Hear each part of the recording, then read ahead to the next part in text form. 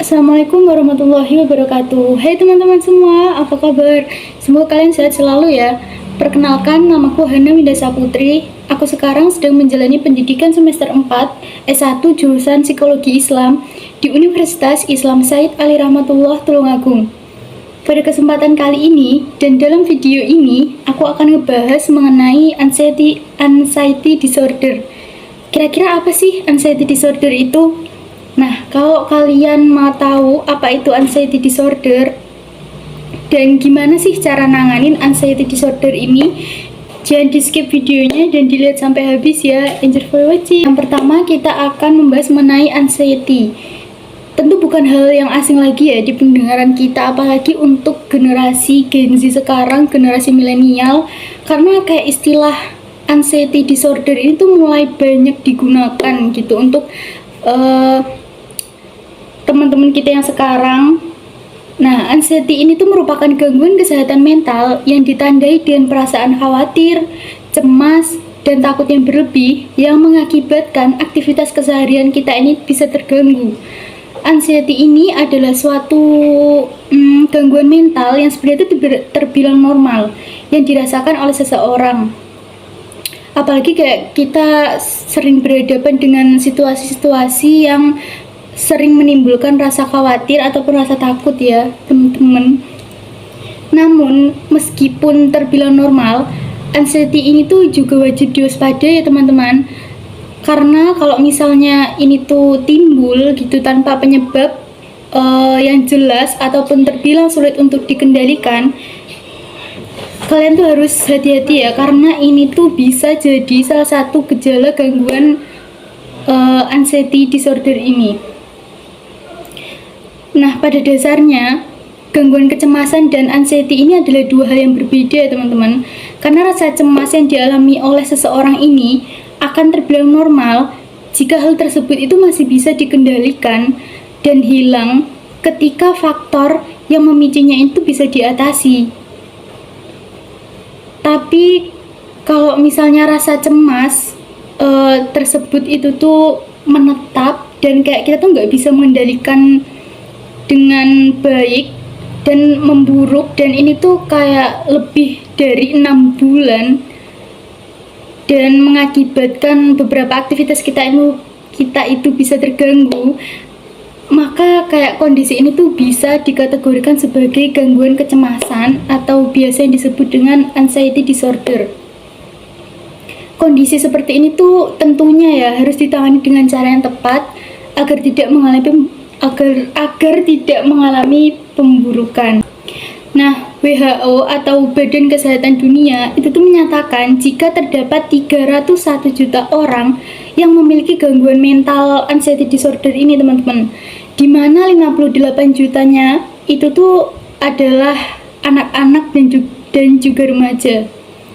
Kalau menurut data Kementerian Kesehatan Republik Indonesia, gangguan kecemasan ini itu tuh berada di peringkat 2 dari 10 penyakit yang paling banyak diderita oleh masyarakat Indonesia dari tahun 1990 sampai dengan tahun 2017.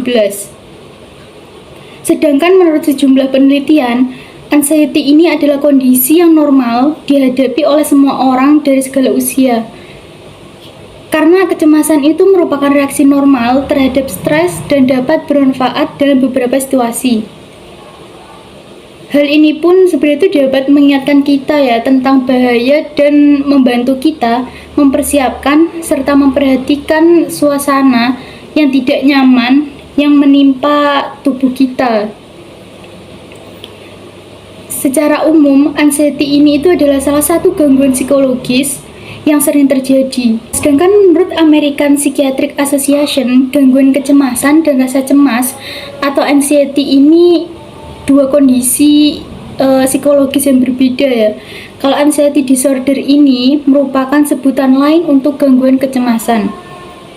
Gangguan kecemasan dan juga anxiety adalah gangguan mental yang paling umum terjadi. Dilansir dari headline, anxiety ini adalah respon alami dari tubuh kita yang sedang mengalami stres Dan kondisi ini tuh merupakan perwujudan dari perasaan takut atau khawatir tentang apa yang akan datang.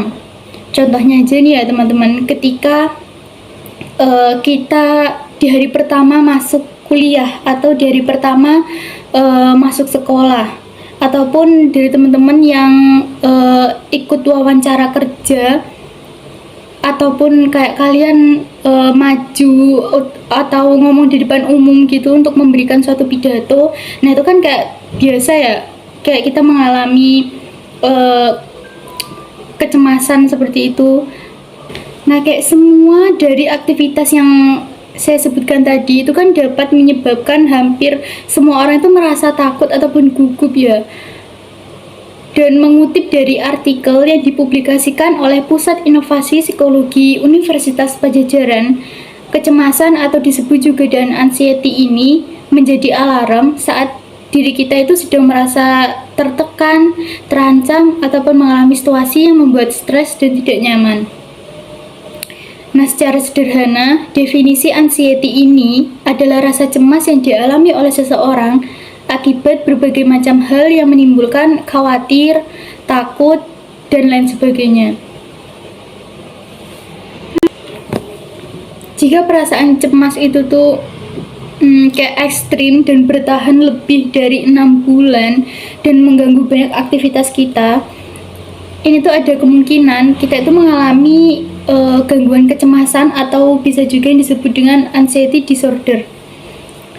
Nah, setelah memahami pengertian dan juga definisi dari anxiety disorder ini, selanjutnya kita akan ngebahas tentang apa aja sih jenis-jenis dari anxiety ini. Berikut ini beberapa jenis gangguan anxiety, yaitu yang pertama ada gangguan kecemasan umum atau bahasa ilmiahnya itu generalized anxiety disorder. Nah, seseorang yang menderita gangguan kecemasan umum ini bisa merasa khawatir atau cemas yang berlebih secara terus-menerus terhadap berbagai hal, mulai dari pekerjaan, kesehatan, hingga hal-hal lainnya. Ya, sebenarnya secara sederhana dan wajar terjadi ya di kehidupan sehari-hari ini, seperti berinteraksi dengan orang lain. Nah, kemudian anxiety yang muncul akibat gangguan kecemasan umum ini bisa dirasakan setiap hari dan menetap hingga lebih dari 6 bulan. Dan mengakibatkan penderitanya ini tuh akan menjadi sulit menjalani aktivitas dan pekerjaan sehari-harinya. Selain muncul rasa cemas yang mengganggu penderita kecemasan umum ini juga dapat merasa cepat lelah, tegang, mual, sakit kepala, sulit berkonsentrasi, sesak, insomnia, seperti itu ya teman-teman.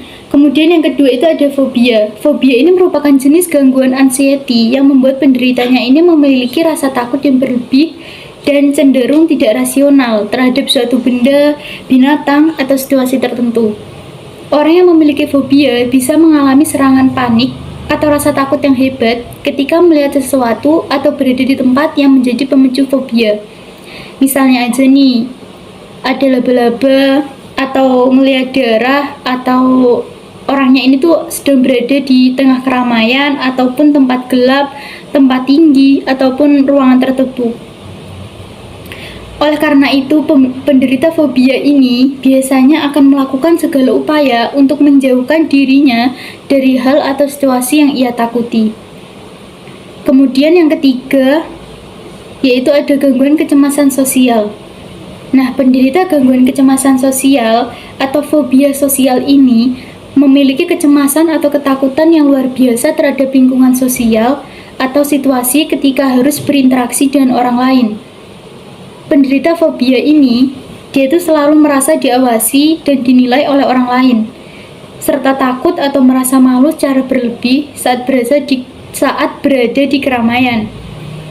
Hal-hal tersebut itu membuat penderitanya itu selalu berusaha menghindari situasi yang mengharuskan ia bertemu atau berinteraksi dengan banyak orang. Kemudian yang keempat ada post traumatic stress disorder. Gangguan stres pasca trauma atau PTSD dapat muncul pada seseorang yang pernah mengalami kejadian traumatis atau berada di situasi bahaya yang mengancam nyawanya. Contohnya aja nih, kayak dia pernah tinggal di daerah yang mengalami konflik ataupun perang, ataupun kayak daerah tempat tinggalnya tuh pernah terkena bencana alam, atau dia itu merupakan korban kekerasan gitu. Orang yang menderita PTSD ini tuh seringkali susah untuk meluapkan pengalaman traumatisnya, baik terlintas dalam benak ataupun bermimpi, yang kemudian membuatnya itu merasa bersalah, terisolasi, dan sulit bersosialisasi dengan orang lain. Terkadang orang yang memiliki PTSD ini juga bisa mengalami insomnia dan bahkan depresi. Kemudian yang kelima yaitu gangguan panik. Penderita gangguan panik ini bisa merasakan takut atau panik tanpa alasan yang jelas. Anxiety dan serangan panik akibat gangguan ini dapat muncul kapan aja dan terjadi secara tiba-tiba atau berulang. Ketika gejala panik muncul, penderitanya ini tuh biasanya dapat merasakan sejumlah gejala lain, seperti jantung yang berdebar-debar, keringat dingin, pusing, sesak nafas, serta tubuh gemetar dan terasa lemas. Orang dengan gangguan panik tidak dapat memprediksi kapan gangguan tersebut akan muncul atau pemicunya. Oleh karena itu, tak sedikit juga penderita gangguan panik yang menjauhkan diri dari lingkungan sosialnya karena takut serangan paniknya kambuh di tempat umum. Kemudian yang keenam yaitu gangguan obsesif kompulsif atau OCD. Ini kayaknya kalian udah sering banget dengar ya kata-kata OCD ini. Orang yang menderita gangguan OCD ini memiliki kecenderungan untuk melakukan sesuatu secara berulang-ulang untuk meringankan rasa cemas yang berasal dari pikirannya sendiri. Contohnya aja nih, kayak dia mencuci tangan itu harus sebanyak 3 kali karena berpikir tangannya itu masih kotor. Kalau misalnya dicuci cuma 1 kali, 2 kali, akhirnya dia kayak sampai mencuci tangannya sampai 3 kali gitu. Gangguan ini tuh sulit dikendalikan, bersifat menetap dan dapat kambuh kapan aja sehingga membuat penderitanya ini itu terganggu untuk melakukan aktivitas sehari-harinya. Nah, tadi setelah kita mempelajari pengertian dari anxiety disorder, kemudian jenis-jenisnya, kemudian selanjutnya kita akan membahas mengenai gejala anxiety. Nah, gejala anxiety disorder ini biasanya penderitanya ini itu memiliki perasaan yang gugup hingga jantungnya itu berdegup kencang. Kemudian tubuh dan pikiran itu tuh sulit untuk dikendalikan saat menghadapi suatu situasi tertentu. Ketakutan dan kekhawatiran itu bisa membuat si penderitanya ini tuh terkena serangan panic attack. Nah,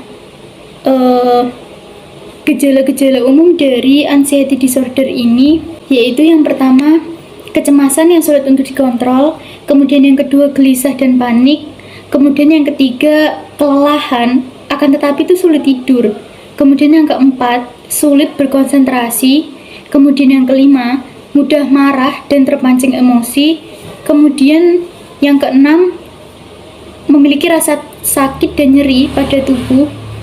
Kemudian yang ketujuh ada otot tegang, mual, dan juga mulut kering. Kemudian yang kedelapan, tangan dan kakinya itu kesemutan serta berkeringat.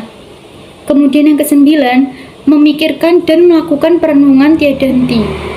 Nah, itu gejala-gejala umum mengenai anxiety disorder ya teman-teman. Kemudian gimana sih cara mengatasi anxiety disorder ini?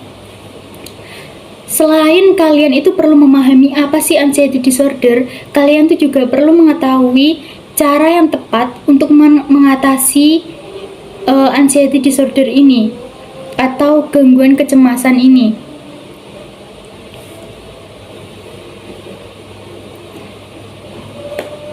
Cara mengatasi gangguan anxiety ini itu juga harus disesuaikan dengan jenis-jenisnya ya, yang kayak udah aku sebutkan tadi di atas, jenis-jenis anxiety disorder. Nah, kemudian gimana sih cara mengatasinya? Cara mengatasinya itu yang pertama yaitu memenuhi waktu tidur serta istirahat dengan baik.